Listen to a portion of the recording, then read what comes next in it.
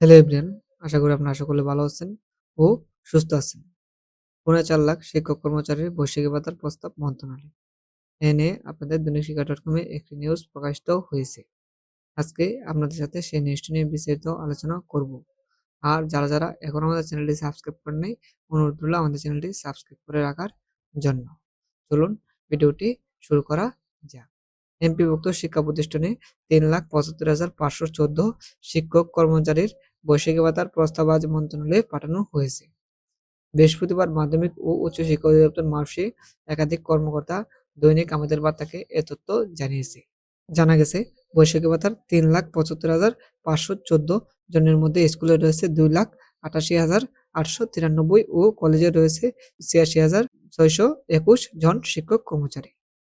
অপরদিকে আইবাস double plus সফটওয়্যারের electronic fund transfer ইএফটির ৩,৭৬,০৯১ জন শিক্ষক কর্মচারীর মার্চ মাসের বেতনের প্রস্তাব গতকাল পাঠানো হয়েছে। ৩,৭৬,০৯১ জনের মধ্যে গতকাল ৮৬,৭৭৯ জন স্কুলের রয়েছে ২,৮৯,৩১২ জন শিক্ষক কর্মচারী রয়েছেন। এর আগে এমপিভুক্ত স্কুল কলেজের শিক্ষক কর্মচারীদের ২০২৫ খ্রিস্টাব্দের ঈদুল ফিতর উপলক্ষে উৎসব ভাতা ও ফেব্রুয়ারি বেতন ছাড় দেওয়া হয়েছিল। গত ২৭শে মার্চ বেতন ও উৎসব ভাতার ছাড় দেওয়া হয়। এর প্রেক্ষিতে শুক্রবার ব্যাংক খোলার অনুরোধ জানায় শিক্ষা মন্ত্রণালয়। পরে শুক্রবারও সংশ্লিষ্ট ৪টি ব্যাংক খোলা রাখা হয়, কিন্তু তাতে শিক্ষকেরা বেতন তুলতে পারেননি বলে অভিযোগ ছিল।